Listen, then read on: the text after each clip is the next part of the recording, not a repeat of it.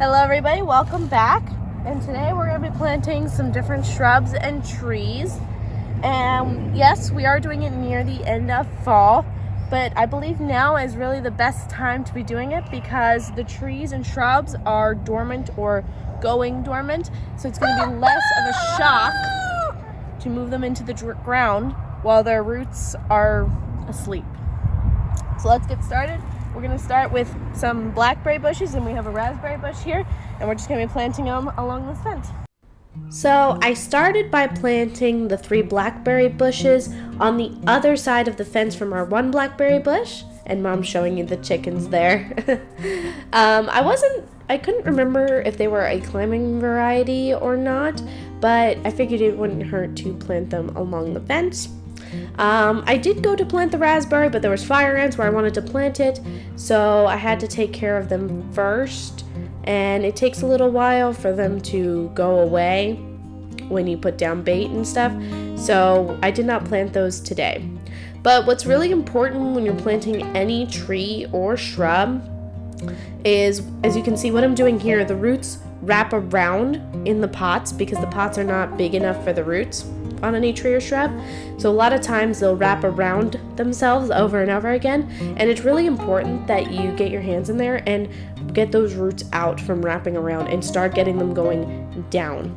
That's really important, or else when you put them in the ground, a lot of times they will just keep wrapping around even in the ground. They won't spread out, and this can really deplete the nutrients around that bush and eventually kill it. So really important. I know it's a little scary, especially if it's your first time planting shrubs or trees. You don't want to mess with the roots because it's really important not to disturb them too much, but I promise you this is much more important, and it has not killed one of our trees and shrubs to do this. As a matter of fact, it really has just made them stronger and better.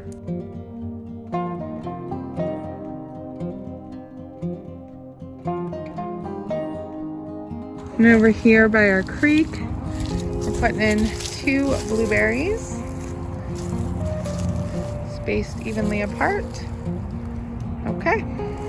And if y'all enjoy cooking, animal care, or gardening, or anything related to homesteading, make sure you subscribe to our channel. We'd really appreciate it. And don't forget to give this video a thumbs up and share it out with your friends. So as for the depth of your hole when you're planting trees and shrubs, I like to go just a little bit bigger than what the pot is, especially for, like I said, when you're untangling those roots, you want to keep them pointed down. So it might make your plant a little bit longer than it was before.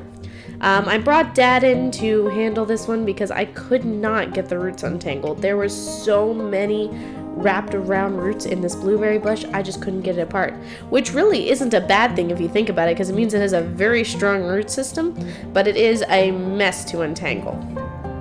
As you can see, he is using his knife to cut out the roots, and this is totally okay. You do not need to be nearly as gentle as most people think you need to be. So as far as depth when you're planting trees, the only thing that's really important is that the graft of your tree is above the soil. So you'll see this part of the tree where it's like a big lump almost, but you can tell that another branch has been grafted onto that part and the graft has been cut off. That's where the graft is, and that has to stay above the soil, or any mulch or anything that you put down, it needs to be exposed. So that's really what's going to be your most important thing when you're planting your trees especially. So here we planted 2 apple trees, a Fuji and a Gala. We did have 2 actually other apple trees, but after the herbicide thing, the one died and the one struggled for a while but made it. So we did wind up getting 2 more because apples, at least these varieties, need other varieties to pollinate with. So we got another Fuji and a Gala, and it'll pollinate with the one that we already have now.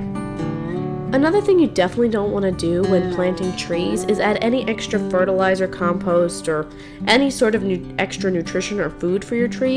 And the reason for this being is that they'll go back to wrapping around again, gathering up all that food like they're in a pot, instead of going out with their roots and searching for food. So don't add any extra fertilizer or compost or anything to feed them where you're planting them.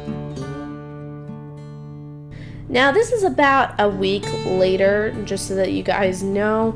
I came back down here to check if the fire ants seemed to be gone, so I went ahead and planted a raspberry bush. The same rules apply when planting a raspberry bush versus a blackberry bush. Just really, I can't stress enough about getting those roots untangled. It's super important. One last thing I'd recommend doing, which we did do later, obviously, make sure you water all your shrubs and trees in right away after planting them in. Really, really good. More than you think that they need. And then what we like to do is we like to put some cardboard sheets around our trees and bushes, and then mulch. And the only thing I'd recommend if you do decide to mulch around your shrubs and trees is just do a couple inches and make sure it's not touching the bark of your shrub or tree, or else it will rot out the bark. And here they're showing you the chickens again. So the last thing that we did is I planted a plum tree, and this was a self-fruitful plum tree. So we did plant it in a different space. We decided to plant it near Charlie's grave, which is our recently deceased black lab. So thank you for watching. Like I said, make sure you subscribe, like, share, and turn on your notifications.